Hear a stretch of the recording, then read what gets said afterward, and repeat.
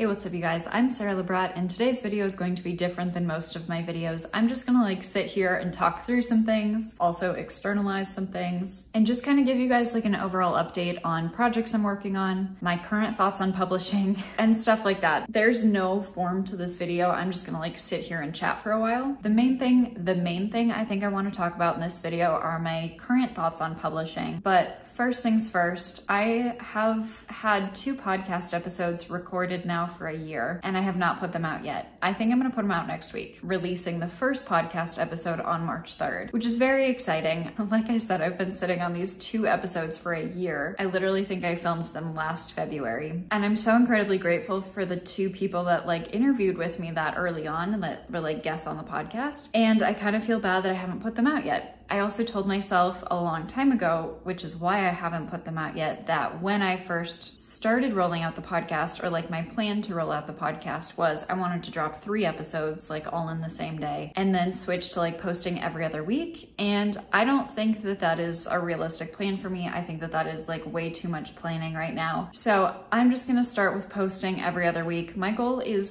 6 episodes. If I can make it to 6 episodes, I will be very happy. It's not an if, I will make it to 6 episodes. And then after 6, I will decide whether or not I want to keep it or not. This might be the extent of a podcast announcement, which again, like I said, next week. So not really that much of an announcement or a launch. I was trying to figure out what I wanted to do for it, or if I even wanted to talk about it ahead of time before I started releasing episodes. I have decided to release the episodes here on this channel. I think that that's the easiest. It also helps alleviate some of like my content pressure that I put on myself. If I'm doing a podcast episode every other week, then that switches my goal of 4 YouTube videos down to 3 YouTube videos every 2 weeks and a podcast. At least that's the thought. I miss YouTube video uploads all the time, but I try. So podcast next week, yay. So I have 2 episodes done. I need to record the intros to those 2 episodes, but other than that, they're done. I need to figure out how to upload these things to like Spotify and Apple Podcasts, but hopefully that's relatively simple.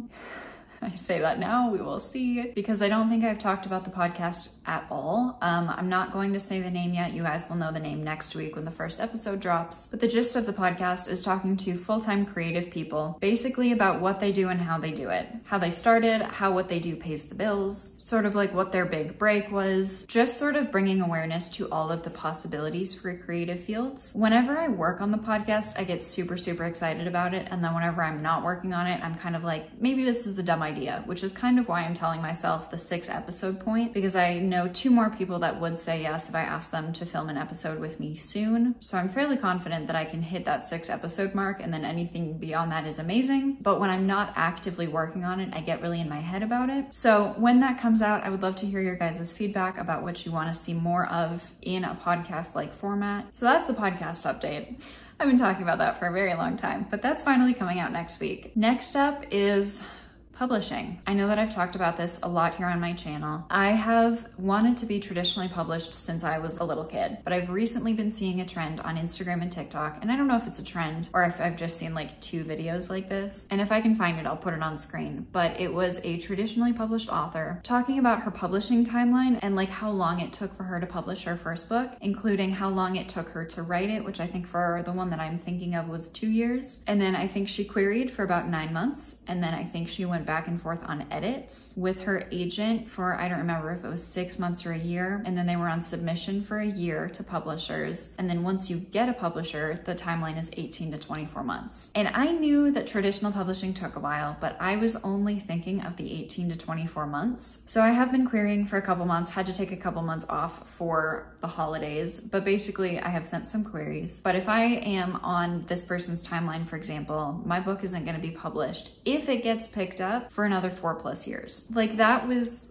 horrifying to realize. I spent 9 years writing this book. Like, I am so ready for it to be out in the world. I spent so long in it. I've put so much hard work into it, and I don't want to wait 4 years. I would really love to be traditionally published at some point. My new revelation is that maybe it's not this book or this series, because DE is a trilogy, because I don't want to wait 4 years for my first book to come out. Like 4 years from now, not even 4 years from when I started working on the book or started querying, like 4+ years from today. And I don't know what I thought like the rest of the timeline was. I just think I've never really thought about it beyond like the 18 to 24 months for working with a publisher, like formatting, design, marketing, all of that, and then publishing. But I don't want to wait another 4 years for my first book to come out. And again, that's if I get an agent, that's if I get a publisher after getting an agent, which sometimes people get an agent and then the agent can't sell their book, so then they have to go back and query again.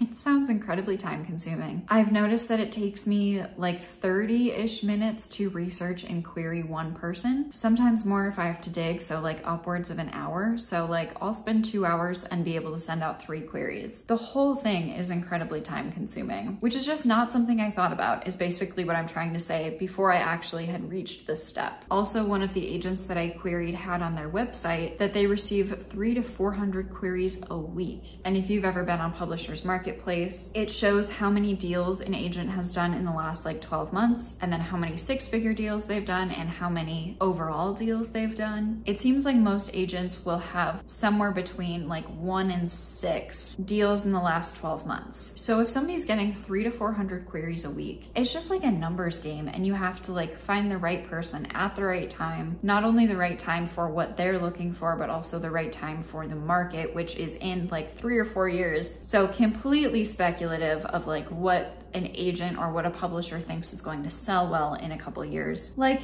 it just, I just had no idea how many steps in the process there were and just like how many different pieces. And I just had no idea how long this was gonna take in reality. I did have a mentor-like figure tell me that she thinks I would do really well as a self-published author. And then I've had a couple other people tell me that since then. And that is an idea I'm warming up to a little bit more every day. Gonna rewind for a second. Like I said, this is a chatty video. I'm just externalizing. When I originally sat down to write Project DE, it was going to be like a 400 or 500 page book. That was it. It was going to be a standalone. And then I got probably about 400 or 500 pages in, and I realized that I was only 1/3 of the way through the story. And then through 7 drafts, I tried to round out that first book as well as I could so that it could be book 1 in a trilogy. Something with traditional publishing that I am realizing more and more aggressively is that, especially as a debut author, which I am, or am hoping to be, I'm not yet. Basically, with somebody's first book,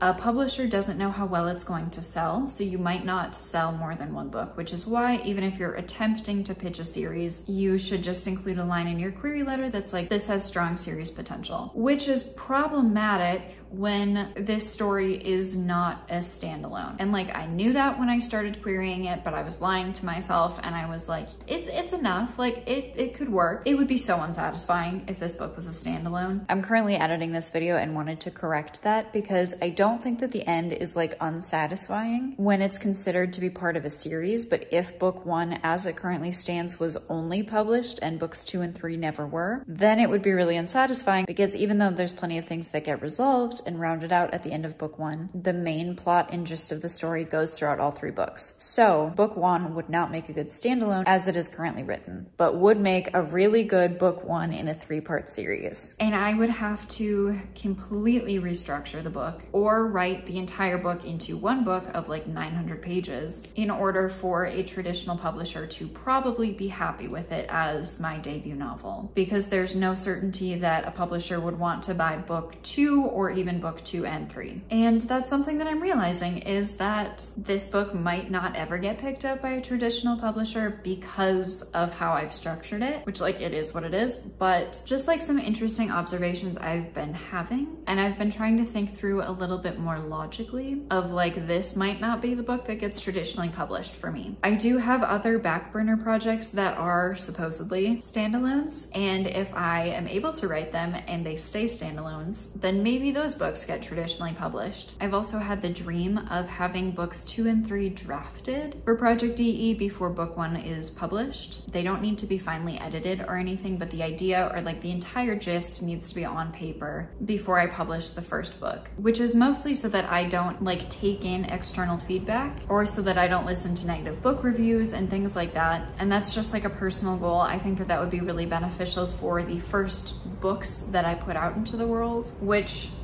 again, tangentially, not wanting to wait 4 years until the first book comes out, my dream for forever has been to be a full-time author, or at least have author as a large part of what I'm doing for my job. Waiting another 4 years for my first book to come out, and then maybe or maybe not selling books 2 and 3 in the series, it just feels like that goal for my life is so far away. Even though I have the book done, I worked on it for 9 years. I'm so hoping that books 2 and 3 don't take that long. I don't think they will. I think I learned a lot in writing book 1. I think that a big part of why it took so long was also trying to reformat it a little bit so that it was a little bit more well-rounded as not a standalone, but the first book in a series. And I just don't want to wait 4 more years to be published. I do know that self-publishing gives authors a lot more control over how their book is published, and ultimately what the story is when it's published, because agents and publishers can have a lot of feedback or want somebody to change a lot of things within their stories so that they think it would be more marketable,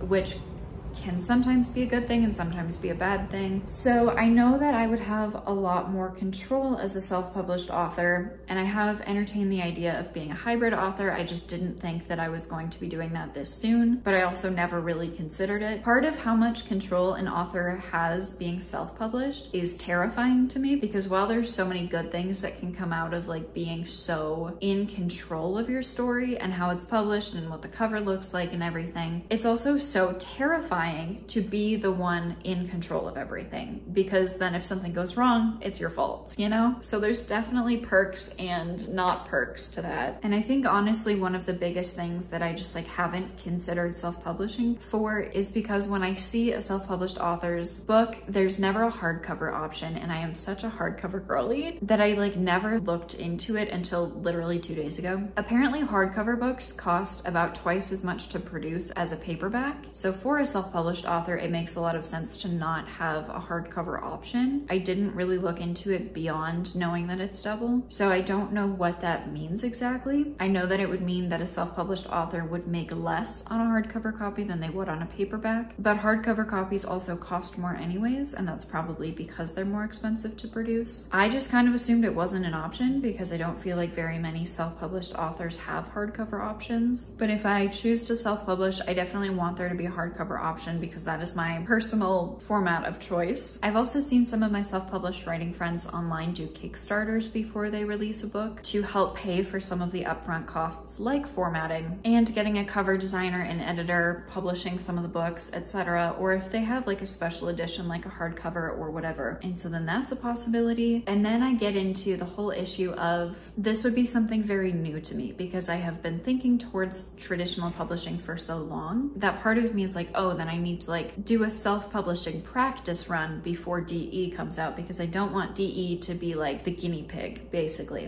but I also want DE to be my debut. And so then I'm having that issue where if I don't publish DE first, I would probably publish my novella that I've been calling my Veil project. I wrote it a couple months ago. I would probably try to self-publish that and just kind of see how it goes, like run through all the steps and everything. And that would mean that I could publish something later this year if I chose to self-publish Project Veil, which I don't even have a good title for yet. And so then I have that question of like, does it matter what book is somebody's first book? I also know that a lot of authors don't like get big until they've put out like double-digit book numbers. So like maybe it doesn't matter if my first book that I publish is a novella because I just am trying to get something out to the world. I'm trying to like start my publishing journey. So let's say hypothetically, if I were to self-publish Project Veil, that would be later this year in 2025. And then ideally, if writing books 2 and 3 of Project DE are going really well, then maybe that means that Project DE book 1 comes out in 2026, which to me sounds like a really good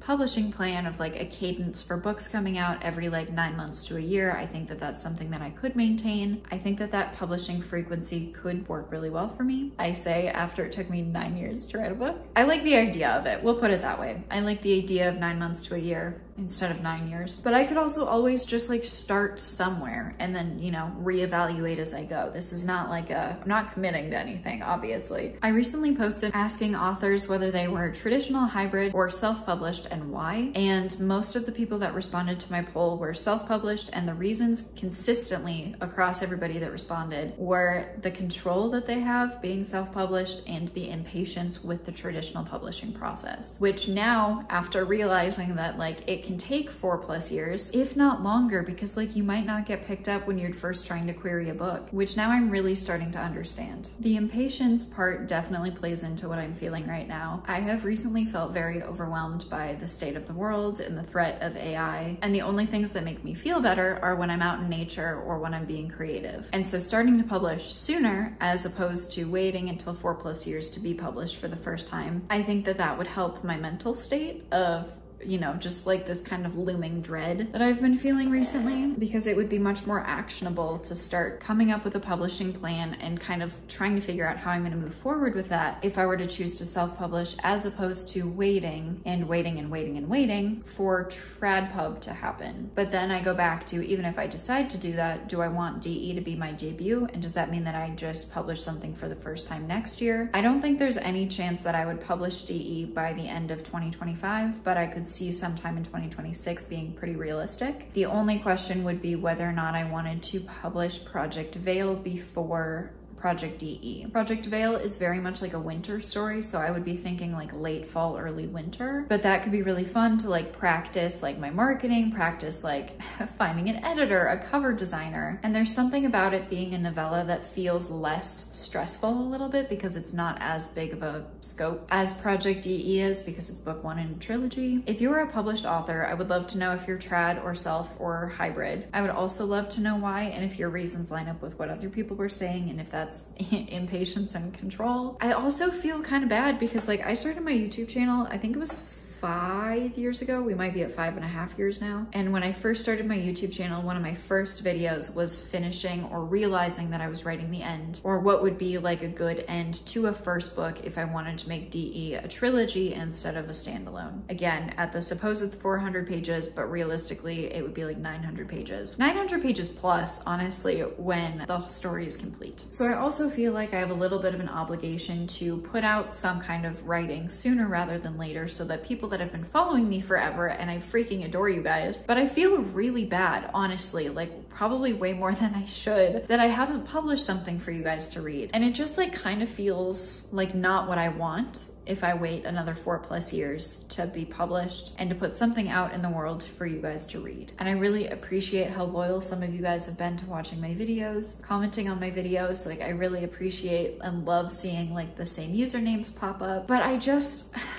like feel like I need to put something out into the world. And DE is done. And that's what like blows my mind with how long traditional publishing takes, is I'm like, it took me so long to get the book done that it feels like now it should be like out in the world. Like I did my part, like now it should be good, and not wait another like 4+ years for it to be published. So that is my like very major dilemma I have going on right now. I would love to hear your guys' feedback on all of my publishing ramblings. I'm excited about the podcast coming out next week. I'm about to go on vacation. I'm really hoping that that's gonna help me like chill out a little bit. But if you guys made it this far into the video, drop a comment down below of the little like writing hand emoji so that I know that you made it this far. I really appreciate you guys. Thank you so much for listening to me ramble. Thank you guys so much for consistently showing up and watching my YouTube videos. I really appreciate you. And like, I know I'm gonna figure out what I wanna do. I just kind of wish I would know sooner rather than later. So thank you guys so much for watching. I'm Sara Lubratt.